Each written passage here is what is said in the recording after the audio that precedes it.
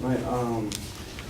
I will be refuting Christian's argument that, well, claim that wealth inequality in America is economically harmful to over 75% of the American population.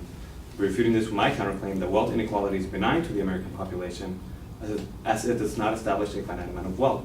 And I say this because a lot of his argument was based around the idea that there is a finite amount of wealth. All right. So his first argument was that, or claim, supporting claim, was that wealth inequality is harmful to the economy. He supports this by stating that the middle and lower class are the ones who suffer most from high taxes, while the rich can simply avoid them. To support this, he gives an example of a windmill and how by buying a windmill, you get a deductible.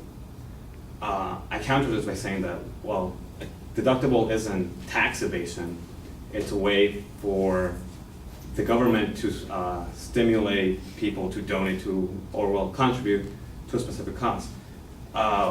Windmills are quite expensive, and so in the long run, it does end up being cheaper for the government to subsidize, no, to give deductibles to people to just build them and put up all the resources themselves than it would be to tax us. His second claim to support is that circulation of wealth is necessary for a strong economy, and if the top 1% keep most of the wealth, there will be enough for the lower classes. This, I counter this by saying, well, this is his main argument, really, that there's a finite amount of wealth. That's not true. And to explain this, I have a definition of wealth, which is that wealth is an abundance of valuable materials. And to quote,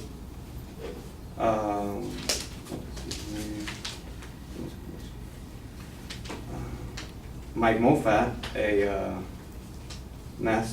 economic theorist, money doesn't have intrinsic value in itself. We give it value. The reason something like a car has value is because it's your transportation. And my point is that there's no finite amount of value, there's no finite amount of wealth. We just simply give things wealth. Okay, his second claim was that wealth inequality hinders social classes from moving up since there is an unstable wealth distribution. Now, a big fault in this was that he really gave no evidence, he simply claimed this.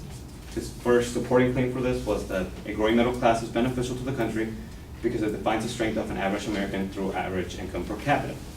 That much is true. The middle class does somewhat help define how strong the economy is. But then he simply claims that that there's not much of a middle class anymore because, as to quote, as the wealth of the rich 1% of the nation increases, the wealth of the lower class decreases, causing poverty levels to grow. He never gives any explanation to us why this happens. He simply states that as the rich get richer, the poor get poorer. Again, assuming that because there's a finite amount of wealth, they just take this finite amount of wealth. Not only is this not true, but it also counteracts the theory of trickle-down economics, which states that by lowering how much we tax the rich, the 1%, the job builders, we stimulate the economy in a positive because they create more jobs, thus creating more circulation of money. This brings us to his third point, that wealth inequality causes low wages around the country considering the ratio of income between the CEO and the average working class American.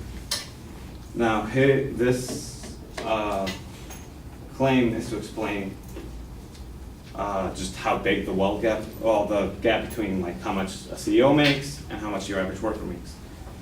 He gives an example from the Christian Science Monitor about how Walmart CEO makes 558 times the average wage of the worker, which is true, but percentage-wise, using that same statistic and Walmart company statistics from statisticsbrain.com, I calculated that 8% of the revenue per hour the Walmart has goes to the employees and 0.003% goes to the CEO. Meaning that if you pay them less, you wouldn't really increase the wage for employees because there's just so many of them, about roughly 2 million to be exact, and that was from 2013. He then goes on to explain that minimum wage Well, the average American cannot survive without minimum wage, considering the cost of necessary goods and services such as utility bills, housing, and transportation.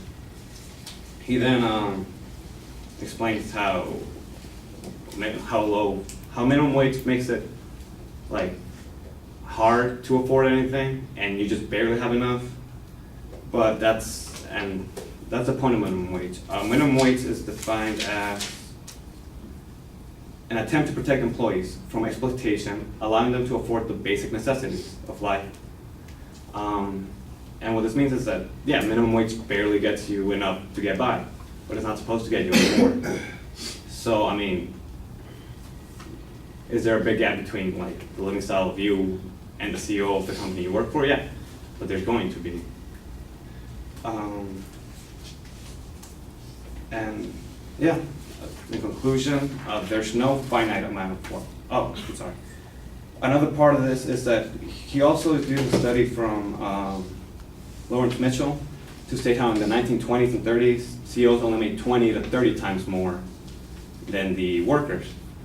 This can be explained due to inflation, because back then the weight of a dollar was comparably $1 in 1920 is equivalent to $11.84 now. So that's about 10 times more. So just 20 times 10 is 200, 20 times 30 is 300. And not only that, companies are much bigger now. Before, yeah, they're probably nationwide. Nowadays, something like Walmart and McDonald's is worldwide, which explains why they have more money now. And so in conclusion, wealth inequality doesn't really harm Americans because there's no finite amount of it. Just because the CEO makes a lot of money doesn't mean you yourself can make money. And not to mention, wealth inequality is more or less what drives American economy. If everyone had the same amount of wealth, then no one would strive to make more. No one could make more. But wealth inequality exists so that you can always move up. And that's my speech. Thank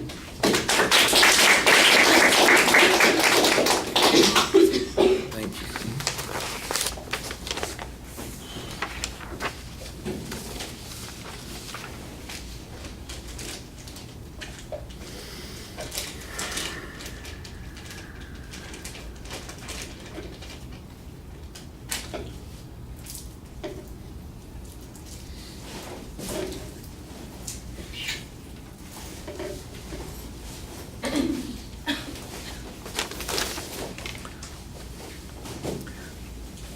All right, I think you identify the proposition clearly and what the secondary points are. You label the first point as you're getting to it. I don't think you get as much out of this argument as you need to.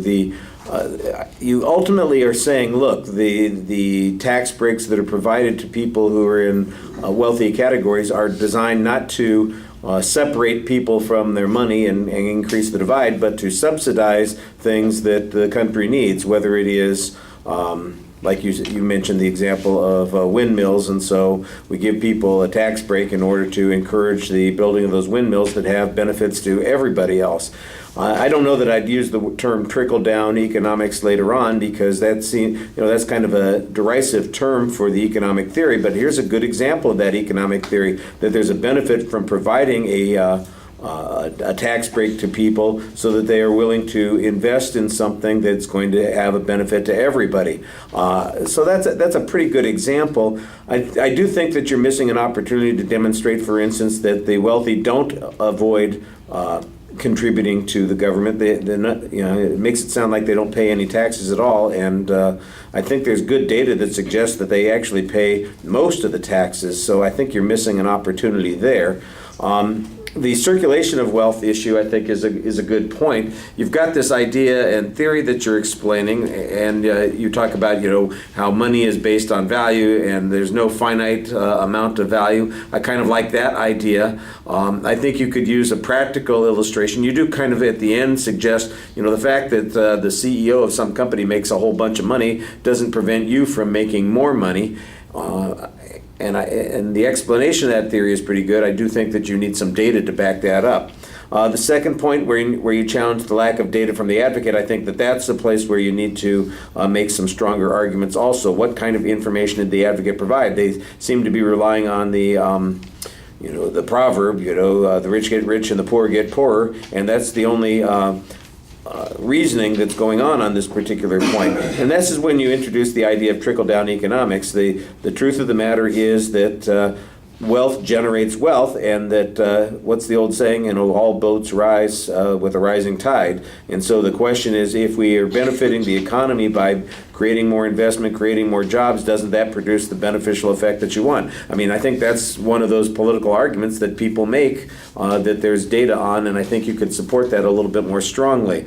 The general discussion on the minimum wage and wages I thought was kind of interesting. I thought you had a very interesting piece of analysis where you were comparing the revenues that it would be to all the employees versus the CEO. Out of the percentage of the total that you had. I thought that was a very interesting way of putting it into perspective, which is a different perspective than the one that the advocate was using, which simply compares in terms of ratios of what somebody is making. I think you should have an explanation about why the perspective you're using is the one that we ought to be relying on. And then you've got just a general defense of the minimum wage at the end. That's okay. All right, thank you.